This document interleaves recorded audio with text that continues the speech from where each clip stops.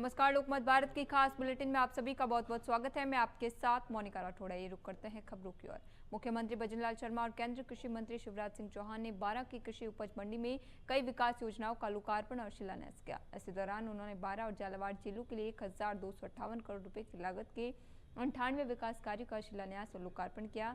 वही प्रधानमंत्री आवास योजना, ग्रामीण विकसित भारत रोजगार गारंटी एवं आजीविका मिशन ग्रामीण तथा राजीविका के तहत विभिन्न सौगातें दी हैं। साथ ही पशुपालकों को 280 करोड़ रुपए एवं गौशालाओं को 250 रुपए की राशि डीबीटी की। इससे पहले उन्होंने सभा स्थल पर जिला प्रशासन 12 की ओर से लगाई गई विकास कार्य एवं विभागीय योजनाओं पर आधारित प्रदर्शनी का भी अवलोकन किया।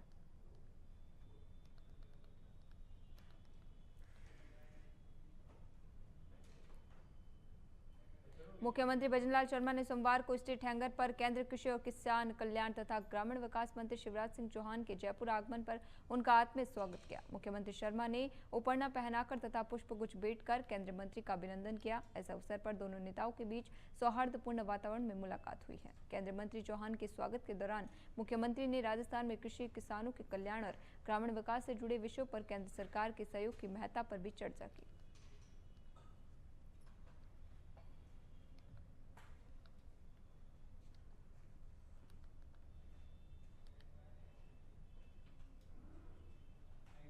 श्रावण मास के तीसरे सोमवार को मुख्यमंत्री भजनलाल शर्मा ने मुख्यमंत्री निवास स्थित राज राजेश्वरी मंदिर में भगवान शिव की पूजा अर्चना की। मुख्यमंत्री ने सपत्निक वैदिक मंत्रोच्चार के बीच भगवान शिव का विधिवत अभिषेक किया। इसी दौरान उन्होंने श्रद्धापूर्वक पूजा अर्चना कर प्रदेशवासियों की सुख, समृद्धि और शांति और कल्याण की कामना की।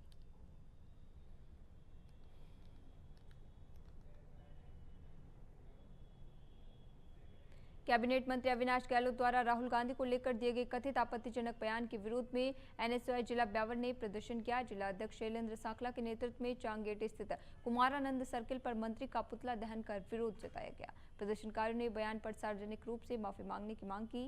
जिला अध्यक्ष सांखला ने कहा कि राहुल गांधी देश के नेता प्रतिपक्ष हैं और छात्र, युवाओं, गरीब किसानों तथा मजदूरों के हितों की आवाज उठाते रहे हैं। ऐसे में उनके प्रति की गई टिप्पणी निंदनीय है। उन्होंने कहा कि मंत्री को अपने बयान पर सार्वजनिक रूप से माफी मांगनी चाहिए।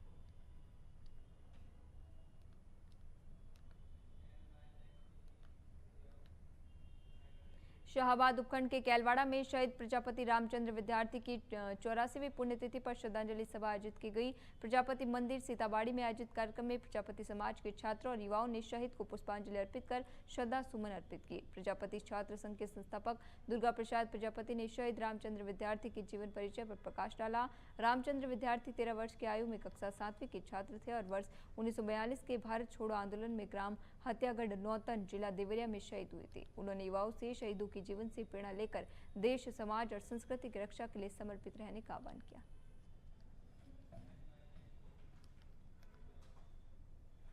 चिराना के पास पंचायत रामपुरा में करीब 2 वर्ष पूर्व बरसाती और घरेलू पानी के निकास के लिए करीब 5 लाख रुपए की लागत से बनाया गया सोख्ता कुआं अचानक भरभराकर जमीन में धंस गया। करीब 15 फीट गहरा और 20 फीट चौड़ा गड्ढा बन गया। हादसे के बाद ग्रामीणों ने विरोध प्रदर्शन कर जांच और कार्रवाई की मांग की।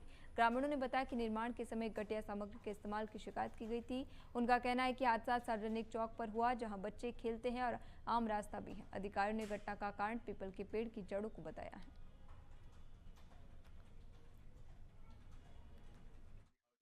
और वो पानी देखो, पानी निकास होगा तो पानी है नहीं, देखो पानी के लिए बनाया होगा तो खाडू पड़े आते हैं, मान तो है कोई।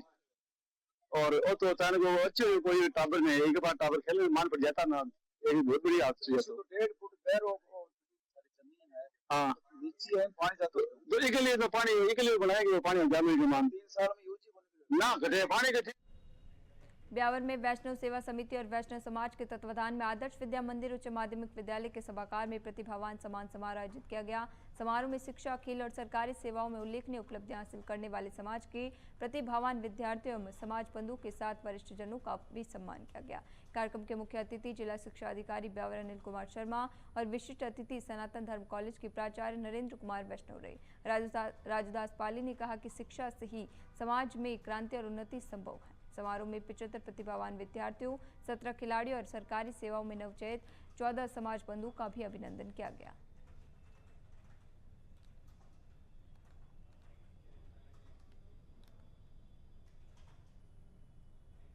रविवार को 12 जिला सराफा संघ के वन विहार कार्यक्रम के तहत शहर के करीब 75 सराफा व्यापारियों ने शाहबाद के प्रमुख दर्शनीय स्थलों का भ्रमण किया।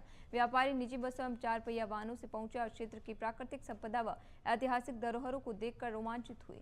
मामूनी स्थित नंदिनी गौशाला में प्रमुख सराफा व्यापारी अनुराग जैन शाहबाद वालों की ओर से अल्पाहार की व्यवस्था की गई। इसके बाद व्यापारियों का दल कुंडा खोल जलप्रपात पहुंचा और प्राकृतिक सौंदर्य का आनंद लिया।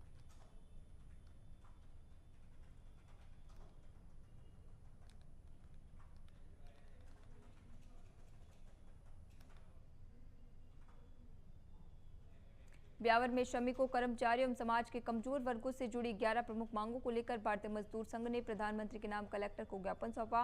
ज्ञापन में महंगाई, असमान वेतन, सामाजिक सुरक्षा के अभाव और श्रम कानूनों से जुड़ी समस्याओं के समाधान की मांग की गई। संगठन ने कहा कि श्रमिक राष्ट्र निर्माण की आधारशिला है और उद्योग, सेवा, बैंकिंग, परिवहन, निर्माण सहित विभिन्न क्षेत्रों में महत्वपूर्ण योगदान देते हैं। संघ ने ESI की वेतन सीमा 21,000 से बढ़ाकर 42,000 रुपये करने, EPS 95 की न्यूनतम पेंशन 1,000 से बढ़ाकर 7,500 रुपये प्रतिमाह करने तथा भविष्य निधि की वेतन सीमा 15,000 से बढ़ाकर 30,000 रुपये करने की मांग रखी। साथ ही बोनस गणना की सीमा 7,000 से बढ़ाकर 18,000 रुपये करने सहित सभी मांगों पर शीघ्र निर्णय का आग्रह किया।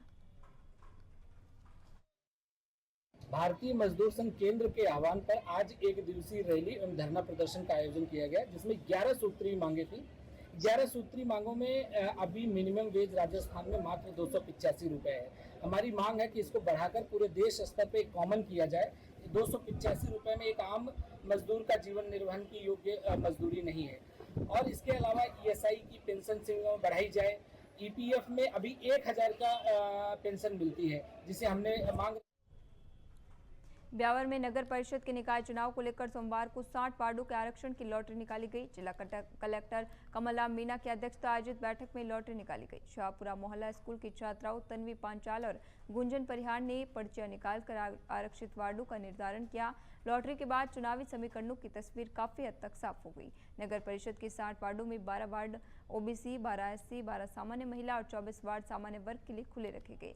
सभापति पद सामान्य वर्ग के लिए आरक्षित होने से खुले 24 वार्डों पर संभावित दावेदारों की नजरें टिक गई हैं। लॉटरी के बाद ब्यावर में टिकट वितरण और सभापति पद के संभावित दावेदारों को लेकर राजनीतिक गतिविधियां तेज होने के आसार हैं।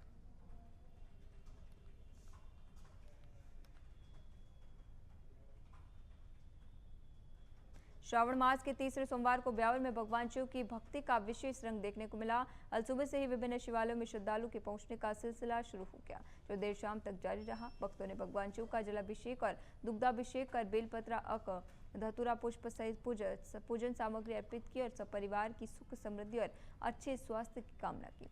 मंदिरों में विशेष श्रृंगार, आरती और भजन कीर्तन के आयोजन हुए। कई श्रद्धालु ने व्रत रखकर भगवान शिव के दर्शन किए। श्रद्धालु की भीड़ को देखते हुए मंदिर समिति और सेवाभावी लोगों ने व्यवस्थाएं संभाली।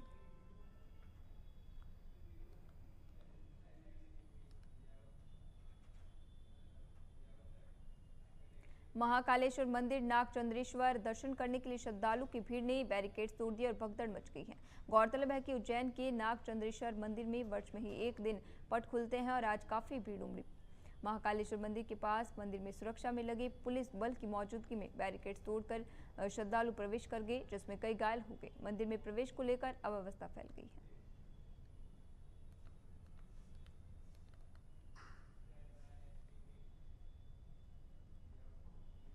इंदौर के भंवरकुआ थाना क्षेत्र में देर रात दुकान खुलवाने को लेकर पुलिसकर्मियों पर दुकानदार से मारपीट और धमकी देने के आरोप लगे हैं। घटना के CCTV फुटेज भी सामने आए हैं। दुकानदार हर्षित जैन ने थाना प्रभारी को लिखित शिकायत देकर कार्रवाई की मांग की है। CCTV फुटेज सामने आने के बाद पुलिस ने दोनों पक्षों को थाने बुलाया। अब पूरे मामले की जांच की जा रही है। एक फरियादी हर्षित जैन है, जिसके द्वारा एक आवेदन दिया गया है। उसके द्वारा ये बताया गया था भगवतपुर में रात्रि में 2:30-3 बजे के करीब उसका जो चाय की दुकान खुली हुई थी, उसने ये बताया, उसने आवेदन में लिखा है कि उसकी गलती थी क्योंकि उसने लेट नाइट पर दुकान खोली थी और उसने ये गलती मानी है। उसने ये बताया कि फिर उसके बाद FRU का जो पुलिस कर्मी आया था, उसके द्वारा उसके साथ मारपीट की गई है। इस पर से फिलहाल अभी ग्वालियर में पुलिस अधीक्षक कार्यालय में सोमवार को एक युवक ने कथित रूप से जहरीला पदार्थ खा लिया। लक्ष्मीगंज निवासी राजेश किरार किसी बात को लेकर परेशान बताया जा रहा था। घटना के बाद कार्यालय में मौजूद पुलिसकर्मियों ने तत्काल युवक को अस्पताल पहुंचाया, जहां चिकित्सकों ने उसे मृत घोषित कर दिया। सूचना मिलने पर पुलिस ने शव को पोस्टमार्टम हाउस पहुंचाया। पुलिस के अनुसार युवक ने किन परिस्थितियों में जहरीला पदार्थ खाया, इसकी जांच की जा रही है। पुलिस मामले से जुड़े विभिन्न पहलू की पड़ताल में जुटी है। घटना विश्वविद्यालय थाना क्षेत्र की बताई जा रही है। पुलिस ने मामले में आवश्यक कार्रवाई शुरू कर दी है।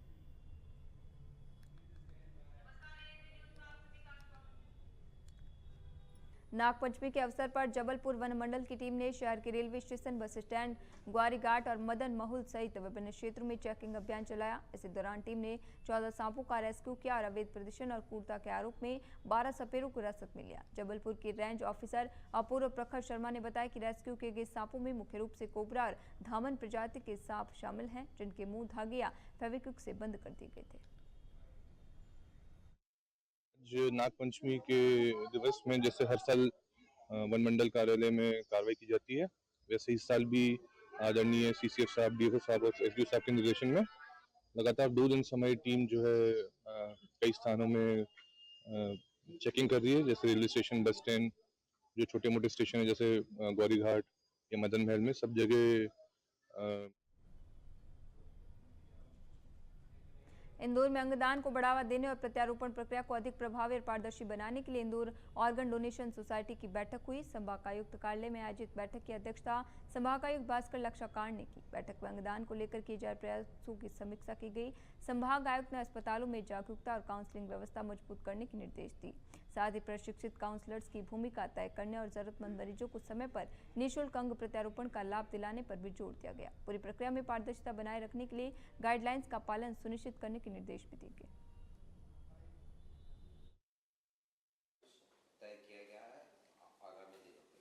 अंगदान के संबंध में इंदौर अपना जो काम करता रहा है वो न सिर्फ प्रदेश में बल्कि पूरे देश में जाना जाता है।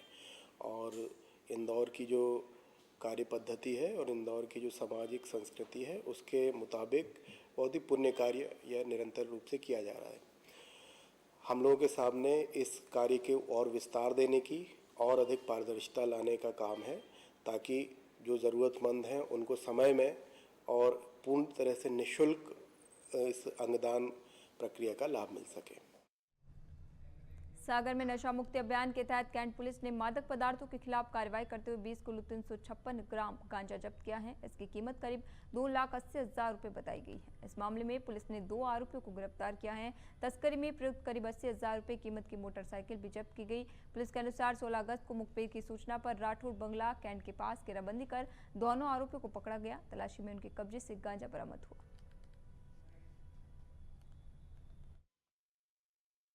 कितना गांजा पकड़ा गया और कहां से आया? कैंट पुलिस द्वारा कार्रवाई की गई जिसमें 2 आरोपी हैं। एक आरोपी का नाम सौरभ अहिरवार है और एक का नाम प्रिंस अहिरवार है।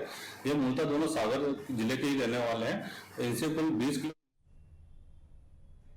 जयसेनगर भापेल मार्ग पर राजखोई बड़े पुल के पास रेत से भरा डंपर पलट गया। हादसे में चालक घायल हो गया, जिसे पुलिस ने अस्पताल पहुंचाया। सिलवानी से सागर जा रहा डंपर पुल के पास गाय को बचाने के प्रयास में अनियंत्रित होकर पलट गया। डंपर पलटने से रेत सड़क पर फैल गई और मार्ग पूरी तरह बाधित हो गया। लोगों का कहना है कि टोल बचाने के लिए भारी वाहन सागर सिलवानी स्टेट हाईवे के बजाय जयसेनगर भापेल मार्ग से निकलते हैं। इससे सड़क क्षतिग्रस्त होने के साथ हादसों का खतरा भी बना रहता है। नाम है ये आपका? छोटू आठिया। छोटू आठिया, ये डंपर आप चलाते थे? जी सर, हम चला रहे थे। कैसे पलट गया?